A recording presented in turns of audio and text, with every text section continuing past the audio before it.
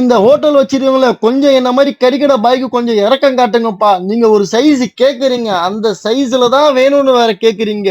அதுவும் மோஸ்ட்லி இந்த கிரில் வந்து சைஸ் வரதே பெரிய விஷயம். அதுவும் 1 கிலோல தான் வேணும், ஒரு 50 கிராம் எக்ஸ்ட்ரா இருந்தாலும் வானான்றீங்க.